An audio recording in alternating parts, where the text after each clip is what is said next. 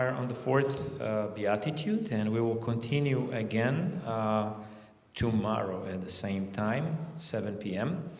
On Thursday, we will have a break, and then the whole weekend, Friday, Sabbath morning, Saturday evening, and Sunday evening, we will continue with these wonderful presentations. I just want to remind you that we have upcoming series of prophecies that will start on October 28th. If you want to get more information, please find the card at the table at the entrance and share with your friends as well.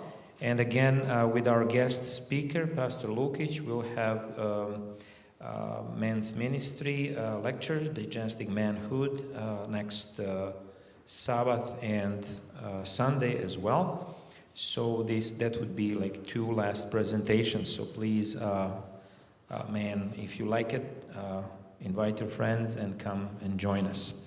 So I don't want to lose your time, and I want to invite our guest speaker, Pastor Marco, to join us and to share with us a lecture tonight. Marco, I'll put a stand for you.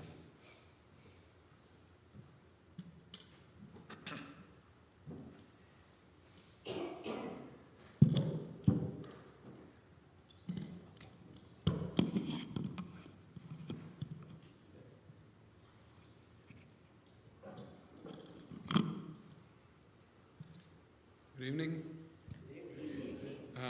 I was wondering, looking at the weather, whether anybody would show up. But yeah, this is really great to have you all here.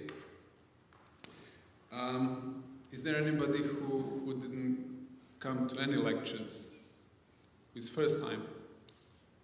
Okay, so you know the main idea behind this series and this kind of interpretation of the Beatitudes. We came to the fourth, so we're kind of in the middle. Today and tomorrow we cover the middle.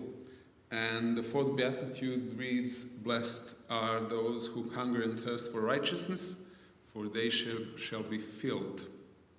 So this is the next stage, the fourth stage in this process of paradigm change, paradigm shift. So let's just go through those. So after a person, the poor of spirit, when they acknowledge that they know nothing, okay, like Socrates, and they open up for learning new way of thinking.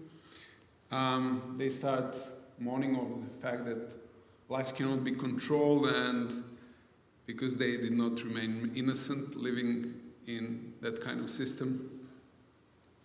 Climbing the ladder. And when a person in meekness agrees to put his or her will aside and decide to be led, to be taught, for somebody else to take over the leadership in their life. The result of this is that you suddenly have changes. Suddenly concrete changes start. This spiritual cast that we spoke about last time, of God's will, begins to redirect our self-bound will. And our self-bound will starts to operate properly. And blessings, signs of blessings appear. Life begins to recover, to flourish a little bit. And this is precisely what Jesus was trying to say. If you go this road, you will be blessed. Blessed are those. Okay. And the first sign of this is the development of a completely new appetite for justice. Okay, when human will is attached to the cast of God's will, the first thing a person learns are the most basic red lines in life. The most basic red lines. And those red lines define what is evil. In Christian tradition, that's 10 commandments or Decalogue, which is basically 10 red lines. 10 don'ts, okay? When I was younger, just starting on my Christian journey, I thought 10 commandments were like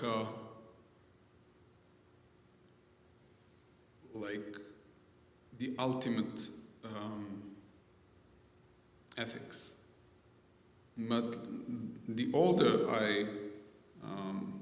more experienced I was becoming, I understood that these 10 commandments are just the lowest, the lowest bar. I thought it was the highest, but no, it was the lowest, actually. It's don'ts. And these 10 commandments had their elaboration in the 5 books of Moses, and they serve several functions. First, they teach people who are, who are self-bound will, homo incurvatus, yeah. So those are people who did not change their paradigm. They're still thinking like they're taught by systems of control. 10 commandments, 10 red lines are teaching them that homo incurvatus is not alone in this world. There are 2 other realities beside him, and that's other human beings and God. So you have 4 red lines when it comes to God, and 6 red lines when it comes to fellow neighbors, other men and women, of course. So these 10 commandments are there to curb the arrogance of this self-bound will. Okay, to curb the arrogance. So the first purpose of these red lines is to socialize, civilize this person who only wills for himself. To teach him that freedom is not absolute. That there are other entities, other beings who are also free. Secondly, these red lines also help a person, homo incurvatus, to understand until where the zone of safety is. Okay, so basically, 10 commandments are teaching people that there is a line, when you cross it, you might get killed, okay, in retaliation. So God and other people are also free beings who do not like trespassing, who do not like entering into theirs, and they might retaliate. And you have in the Bible that God retaliated when people crossed lines that concern him. And you also have in the Bible that other people retaliated when people crossed their lines. So one of the provisions that God put in place in ancient Israel is that you have these safe cities. How do you call that? Yes, cities of refuge. You know, when you accidentally kill somebody, you know. So there is a city of refuge, and then you stay there and you're safe. But outside, if you go outside, and somebody kills you, then they're not responsible. It's very interesting how they are. The avenger is not responsible for death, and how it was, that was not condemned. Okay, because you cannot cross those lines. So the role of law was to guarantee everyone's right to freedom. So I'm free as a person, but also other people are free as well. So those freedoms should have some kind of definition, that freedom cannot be absolute, that they can clash. You can go over the line, and then the trouble begins. And this freedom is kind of regulated by the most basic rules of behavior within the society. However, the Beatitude does not say, blessed are those who hunger and thirst for law, but blessed are those who hunger and thirst for righteousness. Righteousness is not the same as the law. Righteousness is much broader concept than the law. And it includes justice. In legislature, justice is taking into account not just the letter of the law, but also the circumstances, personal, social, other circumstances. In everyday life, a righteous person is the one who adheres to highest moral principles, but also is trying to be humane. Okay? In everyday life. Not just, okay, I'm following the letter, but also I'm trying to be a good person towards whoever. A good illustration for this is Joseph, Mary's husband. The Bible says that he was a righteous man. And that's why when he found out that his fiancée was pregnant out of wedlock, he planned to secretly break off the engagement. Now, according to the letter of the law, Moses' law, right? The verdict for that kind of behavior, right, being pregnant out of wedlock, is stoning to death. That's the law, right? But Joseph was greater than just the letter of the law. In application of the principle, he decided, so the principle is, the law is condemning that kind of behavior, right? And Joseph said, okay, I will break off the engagement. So he follows the law, but up to the point. In his righteousness, so he follows the principle of the law, but in his righteousness, he doesn't want to, kill her.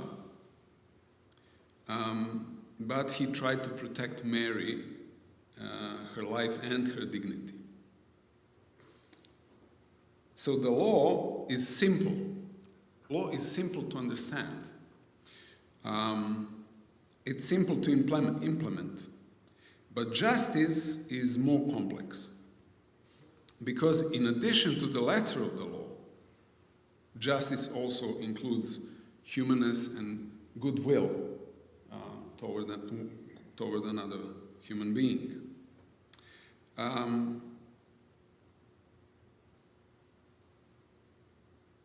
So it's concerned with things that the law doesn't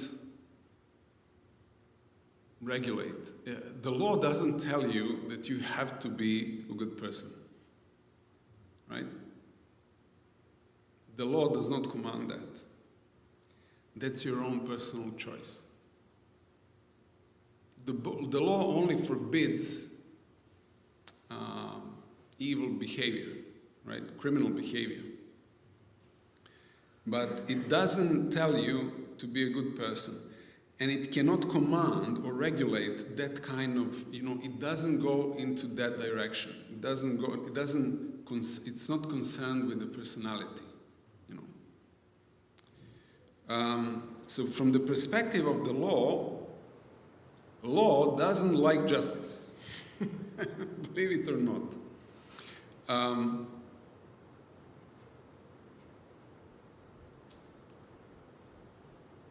Because justice is not constant. Because justice or righteousness is something that is chosen. Not everybody wants to be righteous, wants to be just. All right? So you have a lot of people who follow the law, but they're not concerned with being a good person. Okay? But you have others who follow the law and are concerned to be a good and righteous person.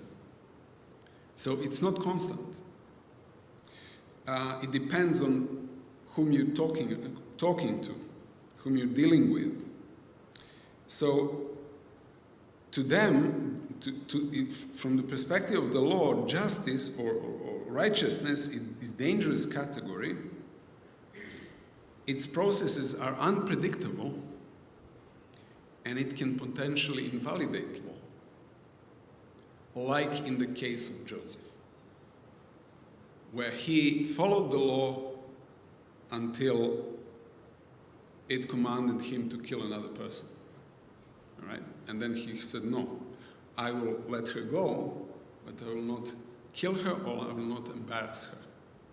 Right? Righteousness or higher justice is basically higher ethics. It's higher than the law. And a person in this stage, why is it higher? As I said, the law only defines what is evil. And justice defines what is good. The law doesn't care about what is good.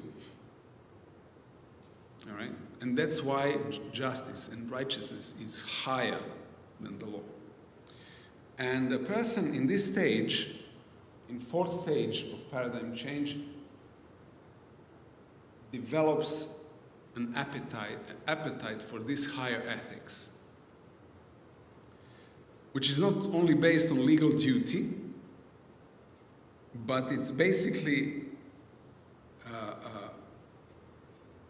comes from an individual's decision as to what kind of person he or she will be, even when the law allows you to harm another person.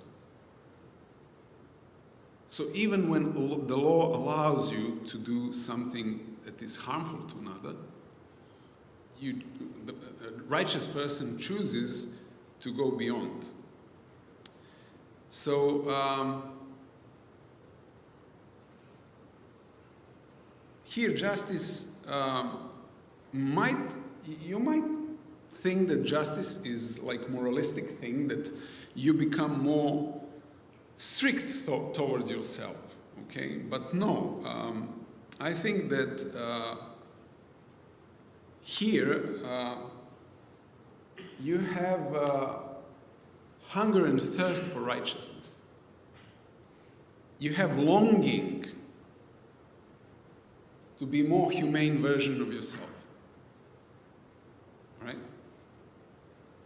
So it's not moralistic. It's, I don't know how to, it's existential. It's existential. It's not moralistic. It's not which morals we're going to follow. No. It's what kind of person I want to be.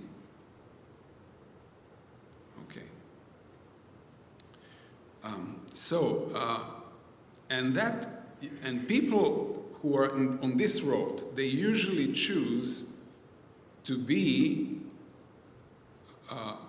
people who are, more than what they are legally required to be, right? Because they feel that this is more humane. And for that, that person will need a paradigm change. So this longing for higher ethics manifests itself on two levels. First is the personal level. When metanoia, or paradigm change, takes root, the innate potential for God's image, or image of God, activates. So we are all born with this, with image of God. And there are many theologies that are saying, especially Calvinist, right? They're saying that this image of God in us is completely obliterated, up to the point that we don't have freedom to choose. So basically, God is the one who chooses us, which is basically, I don't know. You cannot say that and have legal system, right? Because whatever I do, it's not my choice, because, I don't have that freedom. And in the Bible, you clearly have God calling people to choose a better way all the time, and teaching them how to, So this image, potential for the image of God, Imago Dei, is activated in us. And this higher ethics of Jesus ignites this essential part in us that makes us humane. This further revives the hope that there is a world or kingdom that matches this potential for love and freedom and kindness that we carry in us, and which is frustrated in this world, but kind of like this longing is basically for a completely different world than this one. Okay. Not to change this one, but to actually move to another one. And this hope creates a new appetite, hunger and thirst, right? Because we did not develop these potentials by living in the systems of control, in the world that is governed by these systems of control. We did not, you understand, we are controlled from the birth, right? And there is literally not one year of your life where you are not in some sort of control, right? So freedom, we don't know what freedom is. And love, we don't know what love is, because we know what duty is. We know what submission is, but we don't know what love is.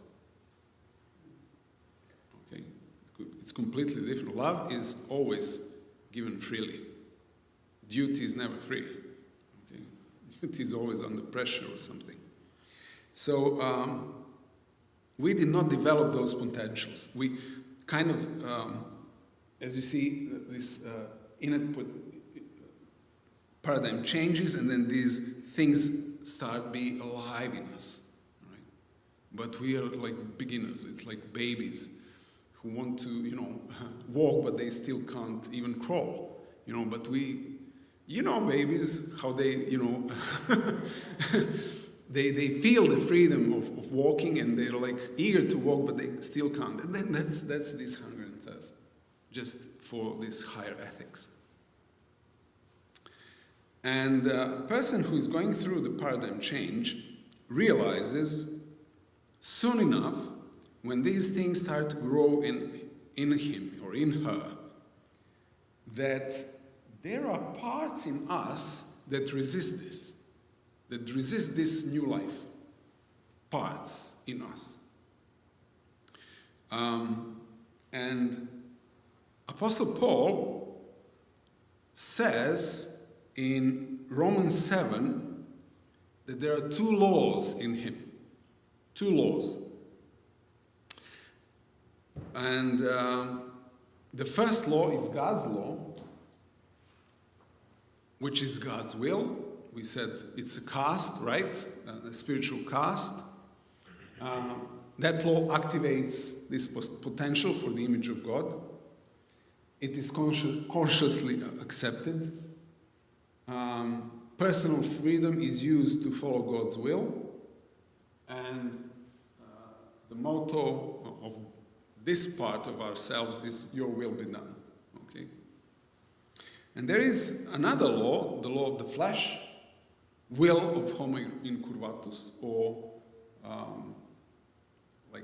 habits of thinking first, habits of willing, and of course habits like, personal habits. Personal freedom is used to impose our will on others, and that law says, my will be done.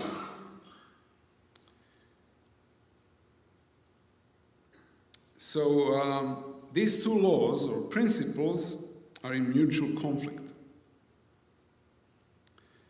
And Paul's conclusion is that due to this deep-rootedness of habits of the flesh, the law of the flesh is stronger.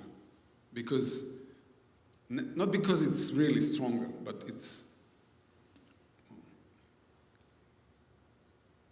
we listen to this law and we thought that way for decades. Right? For decades.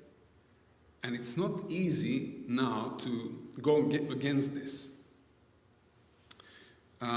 Regardless of willingness and willpower, Paul still does evil due to this inertia of body and its habits, and he doesn't agree with them, okay? But still, this is like inertia, right? And basically, a person, when people come here in this phase, they're not able to leave their old ways of thinking and do the paradigm change, go through the paradigm change by their own willpower. And that is precisely what is necessary for the flourishing to happen, paradigm change. And you cannot do it by your own willpower. And basically, we are here in a deadlock. Paradigm shift becomes impossible. Right? Because what is absolutely necessary for a person to flourish, he or she is unable to achieve. And this deadlock creates a split in us between what we want to do and what we are actually doing. Yes, Romans 7. And this leads to inner conflict. All right? Inner conflict. I don't know if you came from Adventism, grew up in Adventism, or I don't know. I grew up outside of Adventism, outside of any faith, and when I came to church, it was a battle within me between what I used to do and used to love, and now these new wills, new laws that I'm kind of trying to adhere to. Alexander Solzhenitsyn spoke about this. He said, if only it were all so simple, if only there were evil people somewhere, insidiously committing evil deeds, and it were necessary only to separate them from the rest of us and destroy them.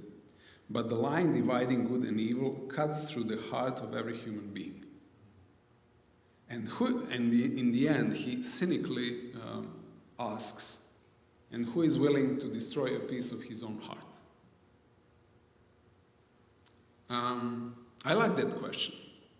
This question is crucial. Who is ready to destroy one part of themselves? That's why there are not many Christians who understand Christianity in terms of paradigm change. But there are masses who are looking at Christianity from this perspective of dogmatics and ritual. Why? Because it's cheap. You don't need to destroy, in terms of dogmatics or ritual, you don't need to destroy part of yourself, right?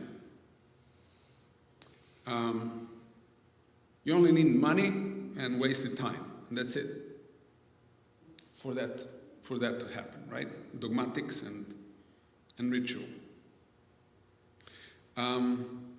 Paul ends up asking similar question to Solzhenitsyn. O wretched man that I am, who will deliver me from this body of death? Okay?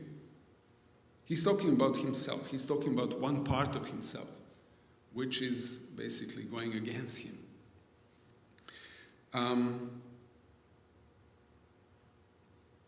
So the hunger for justice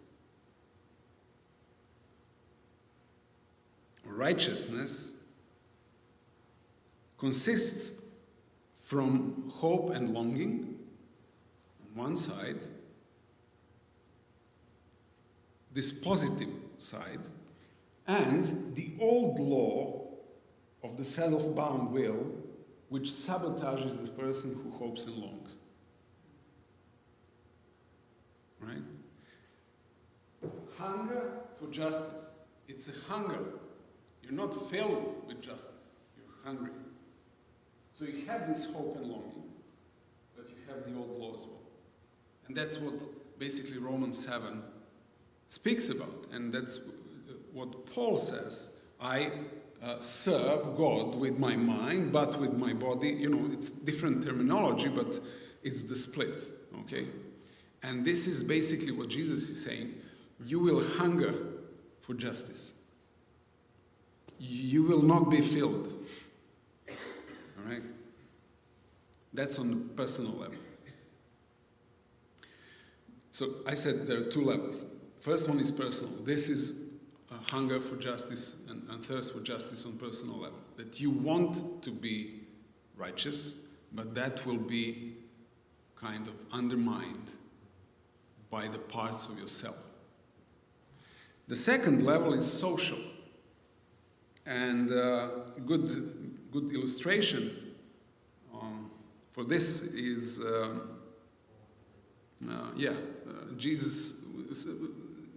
Jesus talking to Samaritan woman, his conversation. Social norm between Jews and Samaritans was mutual chauvinism, right? These relations were reduced to racial, national, and religious chauvinism. The Jews considered Samaritans to be deranged because they were a mix of Jews and Gentiles, Jews who left in Palestine during this slavery, or captivity in Babylon. And they mixed with other people, and their religion they considered syncretistic heresy. When it comes to Samaritan women, rabbis taught that they are permanently unclean because they were allegedly menstruating all the time from birth. Okay, and that was their that was the story that they were telling. Yeah. So a virtuous Jew who cared about his reputation was not allowed even to look in her direction. The Samaritans did not remain neutral. Jews usually avoided to go through Samaria because they were attacked all the time. So they thought that Jews were occupiers, smug, haughty, so they attacked them physically, etc. So this was the social norm. This was the normalcy, okay, of their time, which was built by their systems of control, religious and political. Okay. But Jesus not only steps on Samaritan soil, and not only looks towards Samaritan woman, but he takes time to have the longest conversation ever recorded that Jesus had with an individual in the entire in all four Gospels. The longest conversation was with this woman.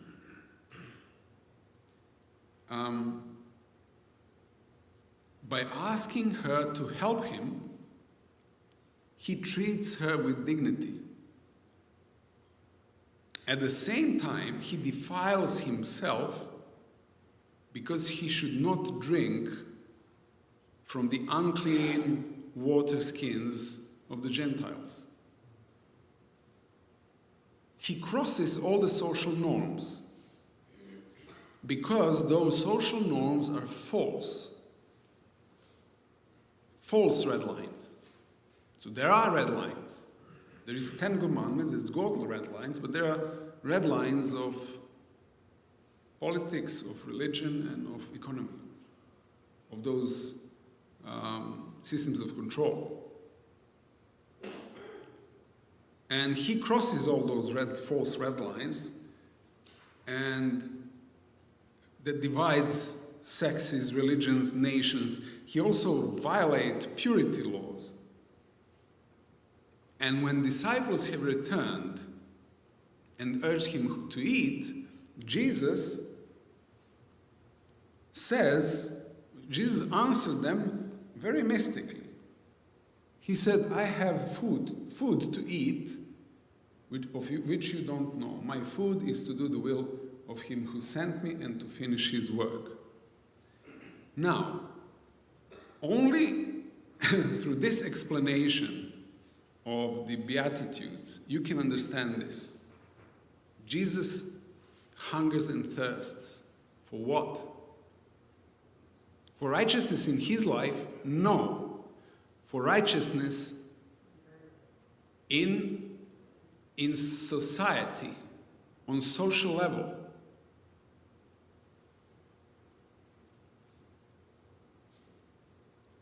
His hunger is for higher ethics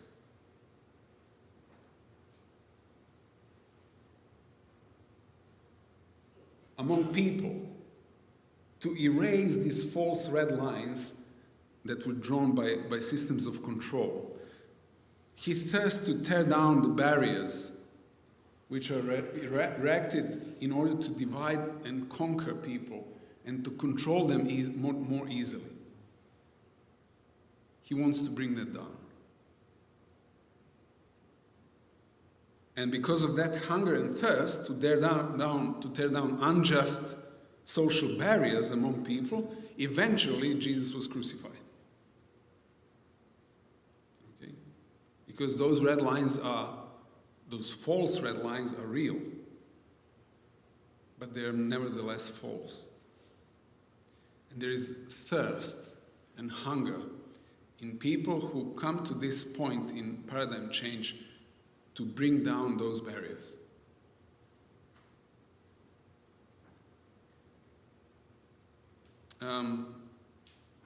I will tell you one story. We discussed certain things a few days ago about Serbs and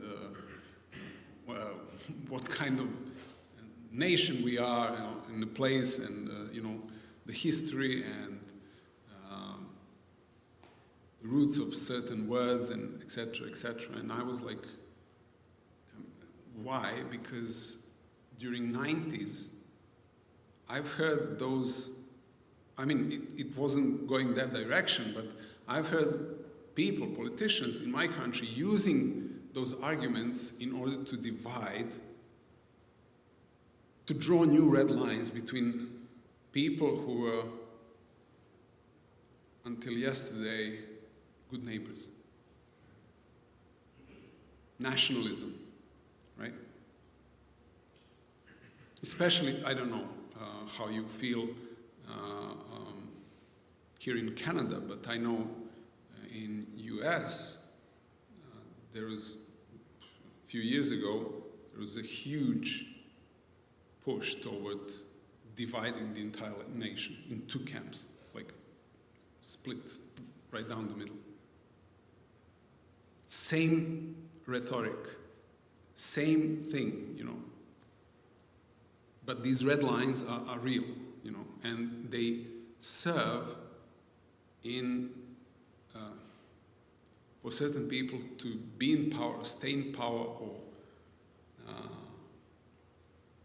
you know, it's political agenda behind that. So why are these people blessed? Why people who are pulled apart internally between two ethics and pulled apart externally between two kingdoms? Why are they blessed? Because this is not my idea of easy life, of blessedness. Because life of such people turns into a vector. Do you know what is vector in mathematics? Okay. It is a directed force. Becomes a directed force. Their life begins to push them outside of the scope of predictability of systems of control, of status quo. Because this crucifixion between two ethics or two realms, two kingdoms, turns the life of a person who goes through a paradigm change into a tightened string. And a tightened string can make a sound. Okay? If there is no tension in your life, especially tension this good, okay, between where you are and where you want to be, you will not move anywhere. You're just passive. But when this happens, anything is possible. You don't know what's possible, right? Without the awakening of human potential for God's likeness in us, and without the frustration of that potential by the system of control and this old law of the flesh, neither poetry, nor art, nor any creative thought would be possible. Every creative thought comes from longing. comes from imagination. Without that tension, there will be no need for divine help in your life to build up that potential. And there will be no faith, and there will be no journey without this tension. These people are blessed because when this hunger for the impossible is activated, anything becomes possible.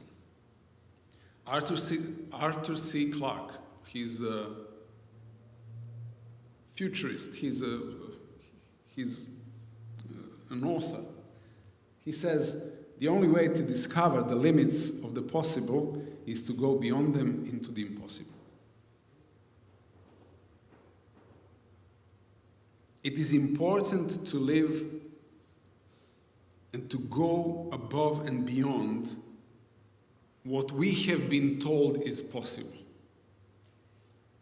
That's why I think Calvinism is killing people, all people's potential and hopes.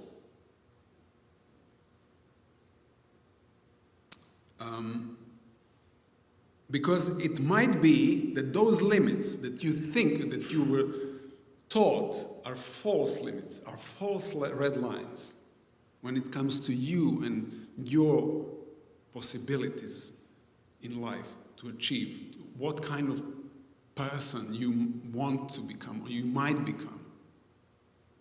That those red lines are drawn by the systems that want to keep you down, to keep you, tame.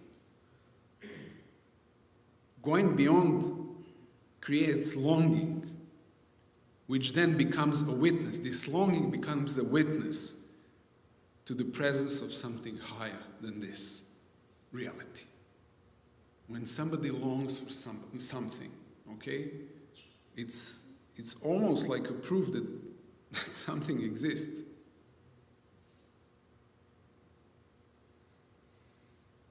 And it's seed of hope for this dormant potential for God's likeness in others.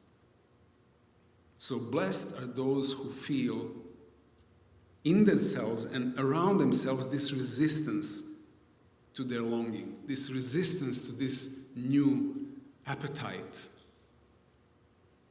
for righteousness and justice, and who in the name of love and freedom jump over these racial and educational and national and religious and economic, political and other barriers. Blessed are they because they are ready for the future which is unstoppable. That's our hope. Not just hope, it's the promise. One does not enter the kingdom of God as a Christian or a Jew or Catholic or Orthodox or Protestant or Muslim, Hindu, Buddhist, male, female, rich, poor, but as humane person, as a loving person. That's how you enter the kingdom. As a loving person. And to be loving in this world means to be hungry and thirsty for love, for justice, for righteousness. Because that's very rare. Even in ourselves it's rare. We're just beginning to learn. Those who choose this path must know that they will be hungry, that this longing will be frustrated, both on the inside and on the outside, but they also will be aimed very high, shot like an arrow towards a target that cannot be seen, but it's sensed through and through, hearts and bones.